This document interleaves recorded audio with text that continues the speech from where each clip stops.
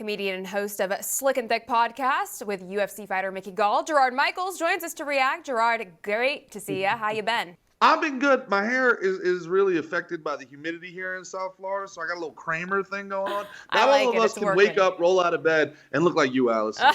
Well, trust me, this every time better and better. Well, you look great, I think. Gerard, this woman claims she lost her boyfriend to red pill content. And I can't cope with the fact that someone is so compassionate and thoughtful and intelligent, so caring and open-minded, just completely did a 180. Even when I would have my self-sabotaging episodes, they still loved me.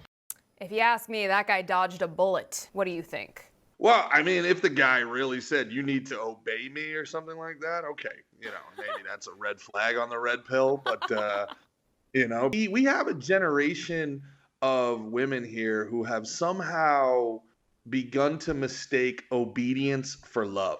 He was compassionate and he was understanding and open-minded until he disagreed with me. Okay, so who's really not compassionate and open-minded here, you lunatics? Now, I do have some dating tips, though. You want to dip your toes into the liberal crazy water, just go for it, because you might think that they hate you, but they hate themselves, and the enemy of their enemy is their friend. So you'll actually do pretty well in the dating pool around Brooklyn or LA.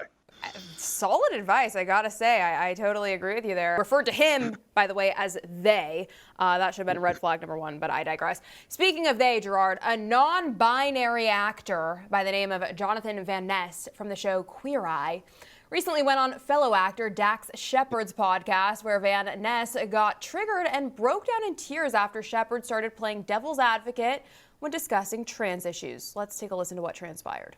I just get a lot of little kids who don't get allowed to join groups. I was really bullied for my gender expression as a little kid. Yeah. And there's a lot of little kids who aren't going to go be Olympic gold medalists. They don't want to go to the Olympics. They're not going to play in college. Most kids. 99% of kids who want to play sports aren't trying to go to the Olympics. Right. Honestly, I wanted to come chat about my podcast like other shows. Yeah, we're going to do that. We're going to do that. I did not intend at all to get into a debate with you about this. I didn't want that at all. I adore you. I think you're hysterical and talented, and I love that you're an activist. I could just cry because I'm so tired of having to fight for little kids because they just want to be included. I wish that people were as passionate about little kids being able to be included or grow up as they were about fictitious women's fairness in sports.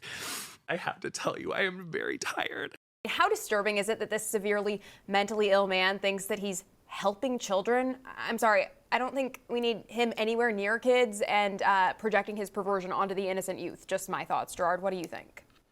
Won't somebody, anybody, please think of the mega wealthy, mega successful reality stars' feelings? Please. Who cares if these women are literally getting their skulls broken open in MMA in the name of equality? Who cares if people that are 30 pounds heavier and have much denser muscles and bone structures are playing contact sports with your 16-year-old daughter? Don't you animals see how much this hurts that rich, famous person who just went on that other rich, famous person's podcast to promote his podcast? And this is in no way, shape, or form a manifestation of clinical narcissism? This is grotesque. Grotesque in every form and fashion. And it's really just a power dynamic. He didn't want to have to answer for his BS, and then he immediately puts those people on their heels by calling them some sort of ist, and then turns the tables into, being the pinnacle of LA achievement, which is a victim, and then was able to then parlay his victimhood into the nobility of, this isn't my problem. My problem is really the kids' problem. Won't somebody think of the children, Alison? The children. That's grotesque. It is grotesque. I think that is the perfect word for the scenario, Gerard. It's really just so sickening and sad,